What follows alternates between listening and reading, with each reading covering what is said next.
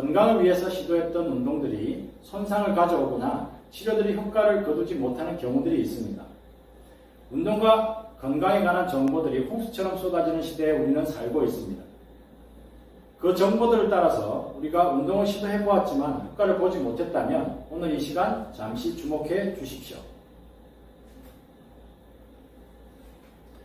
안녕하십니까. 기능적 움직임 재활연구소 대표 물리치료사 김기훈입니다. 근골격계 질환의 원인은 대부분 움직임의 장애로 인해서 발생하게 됩니다. 움직임은 감각을 통해 유입되는 정보의 처리 결과이죠. 그렇기 때문에 정보의 유입이 잘못되거나 왜곡되게 되면 그 결과 또한 잘못된 움직임으로 나타나게 됩니다. 우리 인체에서 발은 정보 유입의 가장 기반이 되는 곳입니다. 결론적으로 말씀드리자면 좋은 움직임을 위해서는 정보 유입의 도구인 발의 기능이 정상화되어야 한다는 것입니다. 걷기 운동을 하고 나서 무릎이나 허리가 아파지거나 스쿼트 동작을 한 후에 허리 통증을 호소하는 경우들이 많습니다. 이런 경우 발과의 관련성을 따져보지 않고 고관절, 골반, 척추의 움직임만 강조하다 보면 더 큰 부상을 초래할 수 있습니다. 발의 무게를 받을 때 일어나는 현상 중 기능적인 경우와 기능 부전의 경우를 대표적으로 두 가지로 들어서 설명하겠습니다. 기능적으로 무게 반응을 하는 경우를 먼저 살펴보도록 하겠습니다. 자, 맨발을 쓴 상태에서 체중을 발가락 쪽으로 이렇게 앞쪽으로 기울여 봅니다. 그런 후에 자신의 발가락이 어떻게 반응하는지를 살펴보도록 하겠습니다. 이때 두 번째, 세 번째, 네 번째 발가락의 끝부분은 앞부분이 앞을 보고 있어야 하고 발가락의 지문이 바닥에 닿아 있어야 합니다. 그리고 무게가 올 때 발가락이 반응할 때 피부색은 하얗게 변화가 있어야 됩니다. 발가락이 반사적으로 바닥을 당기는 모습이 일어나야 합니다. 그러나 이 모습이 아닌 발가락이 구부러진 상태로 끝부분이 바닥을 본다면 기능 부전의 반응이라고 할 수 있습니다. 발이 기능적으로 움직일 때 발가락의 무게 반응은 반사적이며 자동적으로 일어납니다. 이것은 보행이나 균형을 위해서 시시각각으로 변화하는 환경에 적응하는 본능적인 움직임인 것입니다. 발가락이 기능적으로 반응할 때 발가락의 지문에 있는 고유 수용기들이 감각 정보를 제대로 받을 수 있다는 이점을 갖게 되는데요.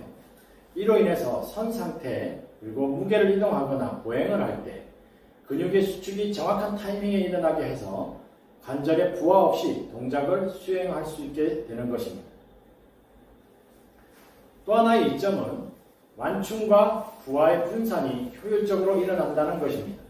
이것은 족저근막에 오는 부하를 줄이고 발목이 배측 굴곡에 대한 저항을 지연시키면서 종아리의 근육의 근긴장도를 정상화시켜줄 수 있는 그로 인해서 발목의 가동성이 이점을 갖게 되는 것입니다.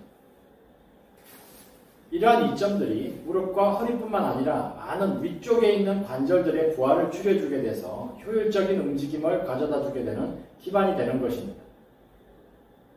발가락이 기능적으로 반응하지 않을 때는 발가락이 구부러진 상태로 무게 반응을 하는 경우입니다. 이럴 경우에 발가락의 지문으로부터 오는 고유 수용 감각의 정보를 제대로 받지 못하고 발가락 끝부분의 감각 정보가 유입되게 됩니다. 왜곡되어 유입된다고 볼 수 있습니다. 우리의 움직임은 유입되는 감각 정보에 따라서 바뀌기 때문에 기능 부전의 움직임이나 보상작용을 통한 움직임이 발생하게 될 수 있습니다. 예를 들게 되면 컵을 우리가 손으로 이렇게 쥘 때를 생각을 해 보십니다.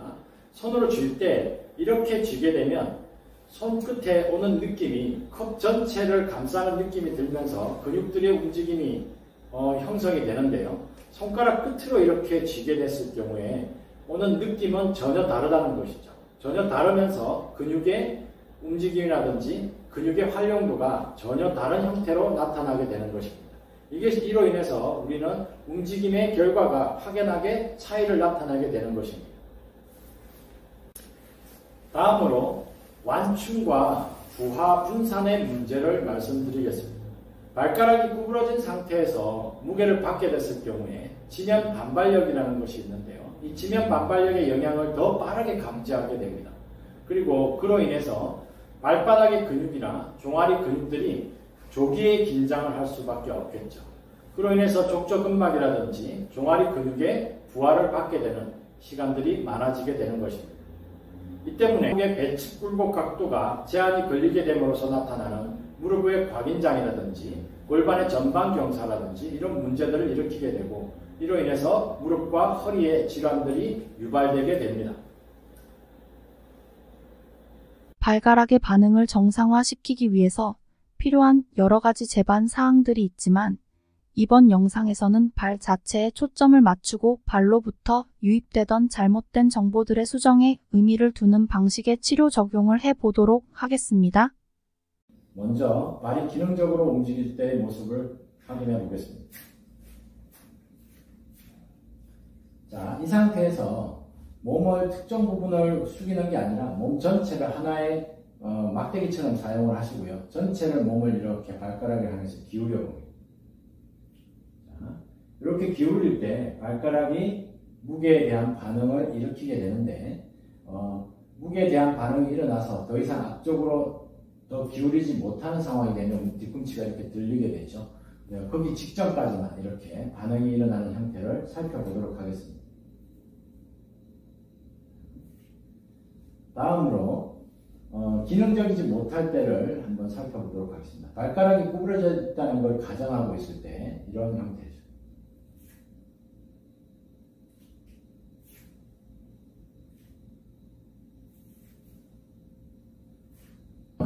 우리가 발가락이 기능적으로 사용이 되는 예와 기능적이지 못한, 예를 들면 구부려져 있는 상태에서 걷는 예를 보행을 통해서 한번 체험을 해 보겠습니다. 먼저 발가락이 기능적으로 사용되는 때를 볼게요.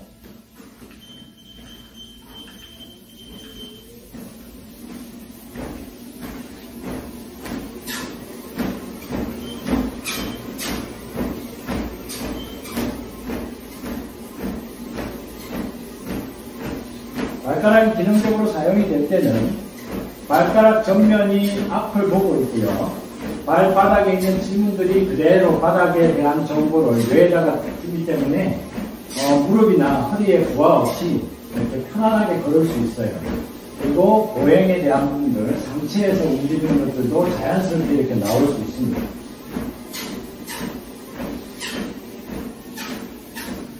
자, 이번에는 제가 의도적으로 발가락을 구부린 상태로 한번 걸어 볼게요.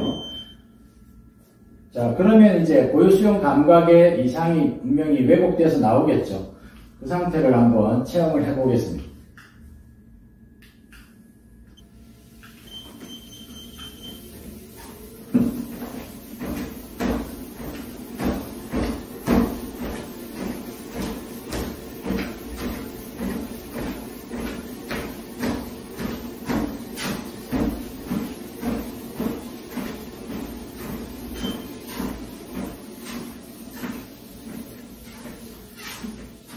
실제로 체험해보니까 발가락도 무진장 아프고 발바닥도 약간 당기는 느낌이 있고요. 종아리도 화끈거리는 느낌이 좀 과장되게 말씀드리지는 좀 있습니다. 근데 짧은 시간에 이렇게 경험을 해봤지만 발가락이 이렇게 구부러져 있는 상태에서 보행을 한다는 건 상당히 힘든 상황이라고 볼 수 있어요. 그런데도 우리 환자분들은 이런 형태의 걸음을 많이 사용을 하고 계시는 실정입니다. 자, 발의 무게를 전방으로 이렇게 가져가게 되면 발은 이런 반사적인 반응들이 일어나죠. 그리고 무게가 오는 느낌은 이렇게 하얗게 변색이 되죠, 색깔이. 그리고 관절의 모양이 끝부분에 있는 원위지절관 관절은 이렇게 신전의 모양이 돼서 발 앞부분은 정면을 보게 만듭니다. 그리고 발가락에 지문 있는 부분이 바닥을 닿게 이렇게 가져갈 수 있겠죠. 이렇게 되면 발에서 오는 고유수용 감각을 몸 전체로, 뇌로 전달시켜 주겠죠. 그러면 뇌에서는 올바른 판단을 하게 되는 상황이 됩니다. 발이 이렇게 구부러진 상태로 이렇게 간다는 건 여기에서 바닥에서 오는 지면 반발력을 먼저 받게 되죠. 그러면 발바닥에 있는 근육과 뒤쪽에 있는 근육들이 빨리 활성화가 될 수밖에 없어요. 그래서 발목의 가동성이 앞쪽으로 이렇게 가는 거에 방해를 줄 수 있습니다. 이 힘은 족저근막에 부하를 줄 수 있고요. 뒤쪽에 있는 종아리 근육에 부하를 줄 수 있습니다. 이로 인해서 발목의 가동 범위가 줄어들 수밖에 없겠죠. 발목의 가동 범위가 줄어들게 되면 당연히 그 영향을 무릎이나 허리에서 받을 수밖에 없다라는 것입니다. 먼저 구부러져 있는 이 발가락을 해소하기 위해서 구부리는 굴곡근 중에 장지굴근이라는 근육이 있습니다. 이 발가락 4개를 구부리는 근육인데 여기서 정강이 뼈를 만져보시면 정강이 뼈에 날카로운 부분이 있을 거예요. 이렇게 각진 부분에서 종아리 쪽으로 살짝 그대로 내려와서 꽉 누르시면 아프신 부분이 생길 겁니다. 그 아프신 부분을 꽉 잡으신 상태에서 발가락을 그대로 펴줍니다. 이렇게 펴주고 처음에는 이 짧아진 굴곡근 때문에 발가락 필 때 정강이가 부하가 걸릴 수도 있어요. 그래서 손가락으로 이렇게 스트레칭을 도와주기도 합니다. 자, 이게 풀어지기 시작하면 조금 더 이완을 시키고요. 그 다음 발바닥에 있는 또 작은 굴곡근들이 있어요. 이 작은 굴곡근들도 긴장도가 높아져 있을 겁니다. 그래서 이 짧아져 있는 이 작은 굴곡근들에 대한 스트레칭도 이렇게 만들어 주실 수 있죠. 이때 특정 부분을 눌러보시면 많이 아프신 부분이 나올 거예요. 그 부분을 꾹 누르시고 같이 펴주시면 됩니다. 다시 필 때 이런 방식으로 또 이런 방식으로 자 하시다가 너무 통증이 심한 경우 족저근막염이 있거나 아니면 통증이 너무 심한 경우에는 과하게 스트레칭 하는 것을 삼가하시기 바랍니다. 발가락 굴곡근이 짧아져 있는 부분을 해소했다면 발을 기능적 동작이 일어나는 형태로 모양을 만들어 봅니다. 모양을 만들었는데 모양이 잘 안 된다면 손을 이용해서 그 모양을 만들어 줍니다. 그 모양은 어떤 거냐? 첫 번째 관절은 신전 뒤로 이렇게 들리는 상태죠. 이렇게 주름이 잡힌 상태를 만들고요. 두 번째 관절은 이렇게 굴곡이 되는 상태 이렇게 만들어 주십니다.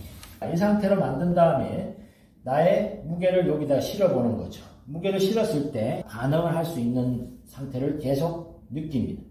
또 다시 무게 반응을 하고요. 그대로 밀어주게 되죠. 자, 이때는 뒤쪽에 있는 솔레우스라는 근육, 여기 넙치근이라고 하죠. 이 넙치근이 자세를 유지하는 데 아주 지대한 역할을 해주는 근육이기도 합니다. 그래서 이 넙치근이 활성화가 되죠.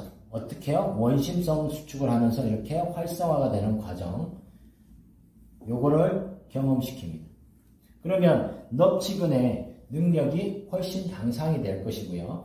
또 하나는 이렇게 구부러져 있는 상태에서 자 뒤쪽에 있는 비복근의 역할들을 또 만들어주게 되는 겁니다. 올라서 볼게요. 이렇게 올라서시게 됐을 때 자 비복근이 힘이 들어가는 느낌이 그대로 드실 거예요. 다시 내렸다가 올라서는 과정에서는 항상 집중하셔야 될 부분이 어디예요? 발가락이 반응을 하면서 올라선다는 느낌을 가지시는 게 중요합니다. 단순히 올라서는 과정이 아니라 발가락이 반응을 하면서 올라서는 것들을 경험시키는 겁니다. 오케이.